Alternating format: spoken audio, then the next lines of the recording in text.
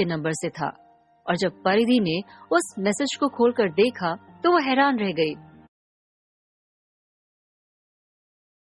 उसमें एक लिंक था जो सीधे प्रताप रॉय की सोशल मीडिया प्रोफाइल पर रीडायरेक्ट हो रहा था और जैसे परिधि ने उस लिंक को ओपन किया उसकी खुशी का ठिकाना न रहा। प्रताप ने परिधि के साथ अपनी शादी का ऑफिशियल ऐलान करते हुए मैरिज सर्टिफिकेट को अपने सोशल मीडिया अकाउंट पर पोस्ट कर दिया था। खुशी के मारे परिधि की आंखों से आंसू बहने शुरू हो गए थे। प्रताप रॉय सोशल मीडिया पर बहुत कम एक्टिव रहता था। उसने लास्ट पोस्ट तब डाली थी जब वो अपाहिज होने का नाटक कर रहा था। हालांकि उस टाइम सोशल मीडिया पे उसके उतने फॉलोअर्स नहीं थे, लेकिन जब मीडिया के थ्रू लोगों को ये पता चला कि वो अपाहिज होने का नाटक कर रहा है तो उसके फॉलोअर्स अचानक से बढ़ते चले गए, जिसमें 80% लड़कियां थीं। प्रताप ने उस परिधि से शादी कर ली? क्या वो सच में पागल है? एक लड़की ने अपने दोस्त से कहा और उसके बाद कमेंट में ब्रोकन हार्ट की इमोजी चिपका दी। उन्हें वाकई में परिधि की किस्मत पर रश्क हो रहा था, क्योंकि उनकी नजर में परिधि की शादी से पहले 2 बच्चे थे और उसके बाद उसकी शादी इतने हैंडसम इंसान से होना वाकई में रश्क पैदा करने वाला था। सिर्फ उन लड़कियों ने नहीं, न जाने कितने लोगों ने प्रताप के कमेंट बॉक्स को ब्रोकन इमोजी से भर दिया था। प्रताप जब रजिस्ट्रार ऑफिस से बाहर निकला तो उसने देखा कि परिधि बाहर खड़ी हुई थी। प्रताप जैसे ही उसकी तरफ बढ़ा कि परिधि दौड़कर उसके गले लग गई। वो अपने इमोशंस को बहुत मुश्किल से कंट्रोल कर पा रही थी। अंदर बैठो परिधि, ये सब यहाँ अच्छा नहीं लगता, सब लोग हमें ही देख रहे हैं, प्रताप ने धीरे से कहा। और जब परिधि ने उसकी ओर देखा तो प्रताप ने आंख मार दी, जिसके बाद परिधि शर्मा गई। वो समझ गई थी कि प्रताप क्या कहना चाह रहा था। दूसरी तरफ कोमल होटल के रूम में खून से लथपथ पड़ी हुई थी। तभी उसका फोन बजा।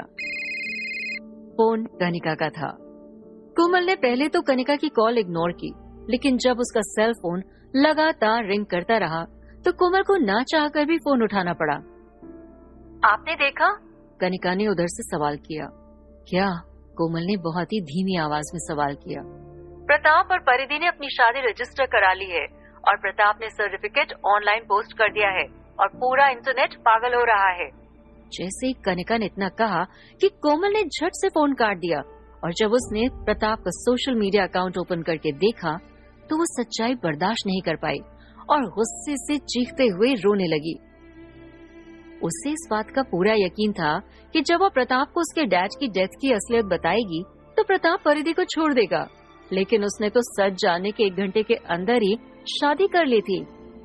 ऐसा नहीं कर सकते तुम प्रताप, तुम ऐसा बिल्कुल नहीं कर सकते, कोमल ने अपने आप से चीखते हुए कहा और जाकर बालकनी के पास खड़ी हो गई। वो वहीं से मुंबई का नजारा देखने लगी। आज वो एकदम से टूटी हुई लग रही थी। उसने प्रताप को पाने के लिए जितने भी जतन किए थे वो सब के सब बेकार हो गए थे। मैं हार गई प्रताप, मैं हार गई, इतना कहते हुए उसने आंखें बंद कर ली। उसकी आंखों के कोने से गिर रहे आंसू उसके गाल पर लुढ़क रहे थे। उसने नीचे देखा, लेकिन उसकी हिम्मत नहीं हुई कि वो बालकनी से छलांग मारकर अपनी जान दे दे। वो कुछ देर तक नीचे देखती रही और उसके बाद वापस कमरे में लौट आई और अपना वार्डरोब खोलकर उसमें रखी हुई एक व्हाइट शीशी निकाली जिसमें नींद की गोलियां रखी हुई थी। कहते हैं ना, दिल के मरने के बाद इंसान के जीने की हसरत खत्म हो जाती है। कोमल को ये बात बहुत अच्छे से पता थी कि प्रताप परिधि से प्यार करता है और उसे शायद ही वो छोड़कर आए। फिर भी उसने प्रताप को पाने के लिए क्या क्या नहीं किया, लेकिन सब कुछ एक झटके में खत्म हो गया। कोमल जाकर बिस्तर के ऊपर बैठ गई और उसने दवा की सारी गोलियों को एक साथ ही खा लिया और फिर लेट गई। धीरे धीरे वो नींद के उस आगोश में जा रही थी जहां से उठना नामुमकिन था। I love you Pratap, I love you till the end of my life, Komal ने कहा और उसके चेहरे पर एक स्माइल आई और फिर उसकी आंखें बंद हो गईं। दूसरी तरफ इन सब चीजों से अनजान प्रताप और परिधि रॉय मैंशन पहुंच गए। प्रताप ने जैसे ही मैरिज सर्टिफिकेट ऑनलाइन पोस्ट किया, वैसे ही उसे कंग्रेचुलेट करने वाले लोग रॉय मैंशन पहुंचने लगे और वहीं खड़े होकर प्रताप के आने का वेट कर रहे थे। प्रताप और परिधि के वहां पहुंचते ही वहां का माहौल एकदम से चेंज हो गया। ढोल और नगाड़ों के बजने की आवाज से रॉय मैंशन के आसपास का एरिया गूंज उठा था। अभी वो दोनों लोगों की बधाइयां ले ही रहे थे कि तभी परिधि का फोन बजा। फोन कोमोलिका का था। परिधि प्रताप से बोलकर अंदर चली गई और जैसे ही उसने फोन उठाया कि उसे कोमोलिका की चहकती हुई आवाज सुनाई पड़ी। कांग्रेचुलेशंस परिधि, मैं और तुम्हारे पापा बहुत खुश हैं। वो तो बाहर खड़े होकर लोगों को मिठाइयाँ बांट रहे हैं। थैंक्स मॉम, मैं आकर मिलती हूँ आपसे, परिधि ने कहा और तब तक उसके पास सैकड़ों मैसेज और फोन आ गए थे। काव्या तो इतनी खुश थी कि वो परिधि से बात करते हुए रोने लगी थी। रजत अपने साथ माइंस लेकर रॉय मैंशन में ही पहुंच गया था, जबकि शिवानी ने परिधि और प्रताप के लिए मुंबई के सबसे महंगे होटल को बुक कर दिया था। शिवानी जैसे कंजूस को इतना पैसा खर्च करते देखकर परिधि को बहुत अच्छा लग रहा था। इसी बीच परिधि के पास सत्यन का मैसेज आ गया और जब परिधि ने सत्यन को ये रिप्लाई दिया कि वो बहुत खुश है और वो सत्यन के एहसानों का बदला कभी नहीं चुका पाएगी, तो सत्यन खुशी से उछल पड़ा। आज पहली बार किसी ने उससे इतनी बड़ी बात की थी। वो अपने दोस्तों को साथ लेकर पार्टी करने चला गया। ये एक एहसान ही तो था। सत्यन को मालूम था कि परिधि उसकी बेटी नहीं है, फिर भी उसने तकलीफ देकर ही सही, लेकिन रियाली की डेथ के बाद उसने ही तो परिधि की देखभाल की थी। उधर शिमला में बैठी हुई कनिका ने फिर से कोमल को कॉल करना शुरू कर दिया था, लेकिन कोमल का फोन नहीं उठ रहा था।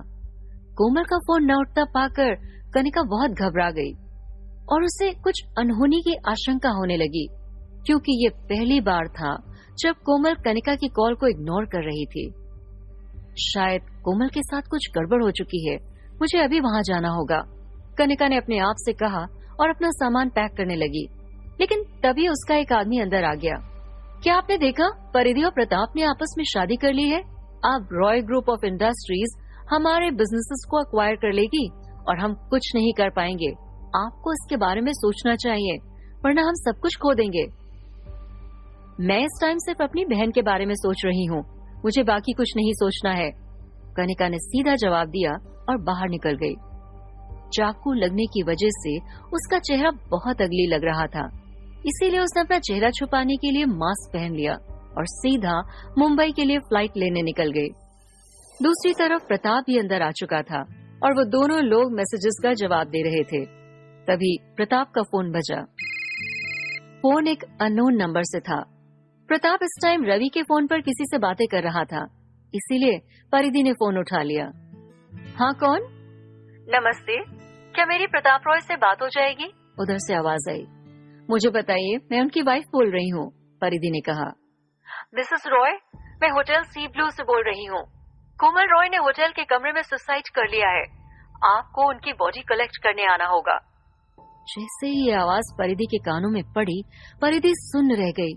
उसके हाथों में और माथे पर पसीना आ गया। कैसे, कब, क्या हुआ? परिधि घबराई हुई आवाज में बोली। उन्होंने 1 घंटे पहले नींद की ढेर सारी टैबलेट्स खा ली थी। उसकी शीशी हमें बेड के पास मिली है, आप जल्दी से यहाँ आ जाइए। उधर से आवाज आई और फोन कट गया। मारे घबराहट के परिधि के हाथ पांव कांपने शुरू हो गए और फोन पर बात करे प्रताप की नजर परिधि के ऊपर पड़ गई और वो उसकी ये हालत देखकर दौड़कर उसके पास पहुंच गया। क्या हुआ परिधि, सब ठीक तो है? कोमल ने सुसाइड कर लिया है। जैसे ही परिधि ने इतना कहा कि प्रताप भी शॉक्ड रह गया। उसे तो अपने कानों पर यकीन ही नहीं हो रहा था। वो भले ही कोमल से प्यार नहीं करता था, लेकिन अभी भी उसके दिल में कोमल के लिए इतनी नफरत नहीं पैदा हुई थी कि वो कोमल की मौत पर खुश हो जाए। इसीलिए उसका शॉक्ड होना लाजमी था।